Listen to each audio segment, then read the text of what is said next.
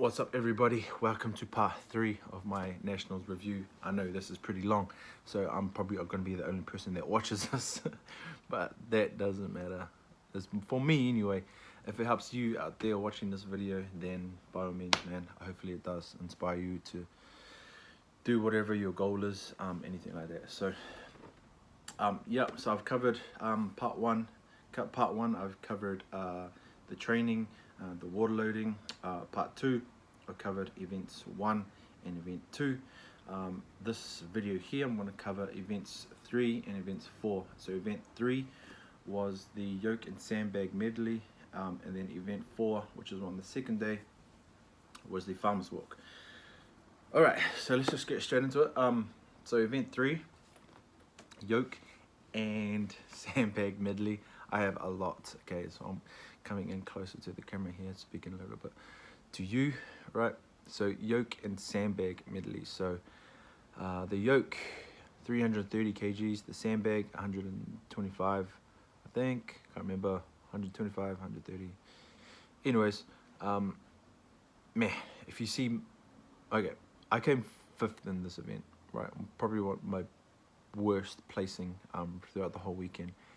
And I don't know, man, that's just something with the experience. I think my lack of experience came in there, and I when I went to pick up the yoke, Narumu saying, I seen on my video, and he was like, maybe it looked like you tried to take off too early, and I think he was right, because in my head I expected to just up and just go, where I should have just stood up, stabilized, and then went, took off slow, and then speed up. So that's something that I will do next time if ever yoke comes up again. So stand up, stabilize, start off slow, and then speed up through the walk.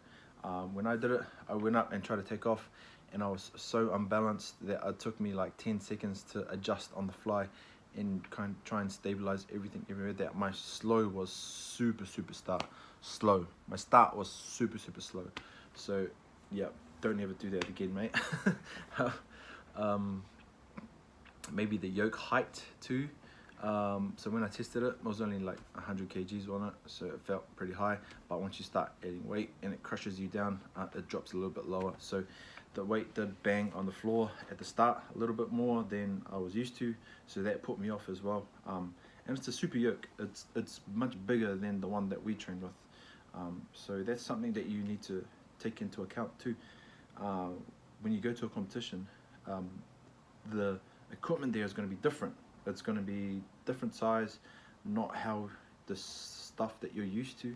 So you need to get as much practice in and much feeling in with the equipment that you're going to be using in the competition as much as you can, because you want to get that feeling, you want to come used to it, because you don't want to go out there with no warm-up on your first go and figure out that something doesn't work straight away. So that's the worst thing you want to do, put yourself into. So I ended up coming 5th on that event. Let me see the time again. It was 37.28 seconds, really slow.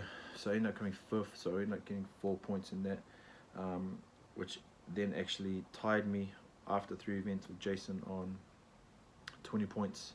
So I got 8 points, and then I got 4 points, so 16 plus like 20.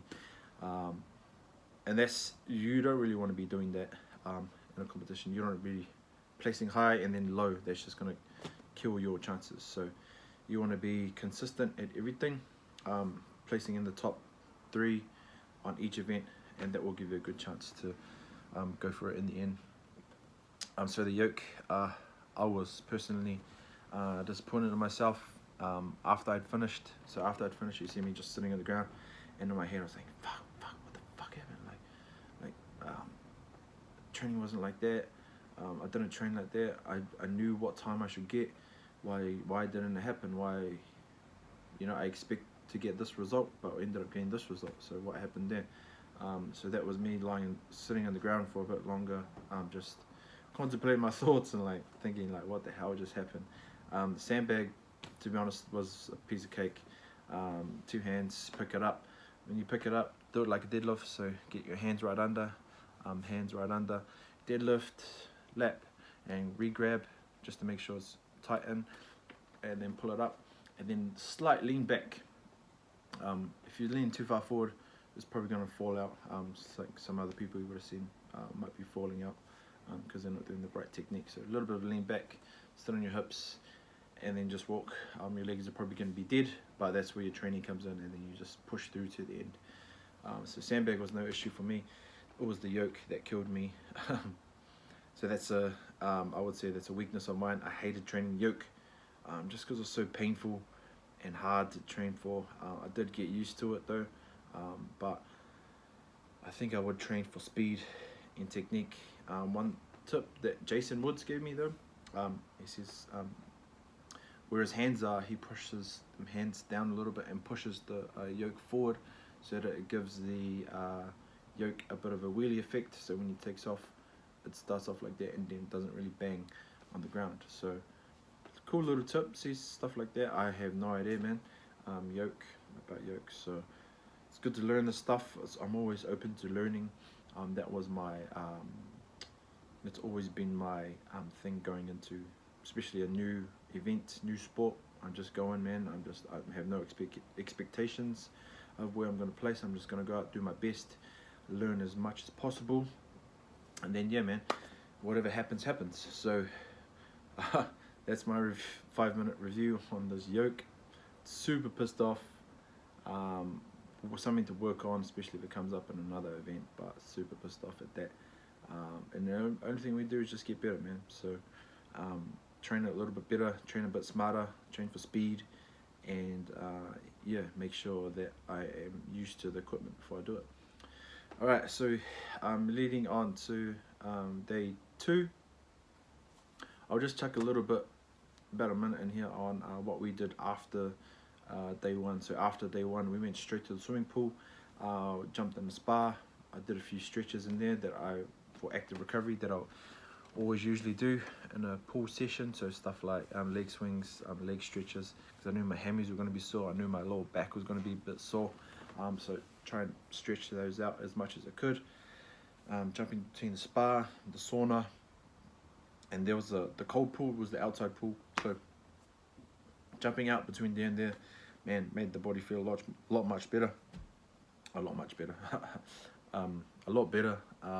Went home, had a barbecue, had some good food, got some good rest, and then that was leading on to day 2. So day 2, I came into day 2 quite hot. I came in with the mindset that I'm gonna go and smash everyone, because I'm so pissed off at myself. Not really smash anyone, but I knew I was gonna go out and give it my best and go even harder, because I knew in event 3 that stuffed me up. So I was so super angry at myself that I was gonna go out and I was gonna smash it.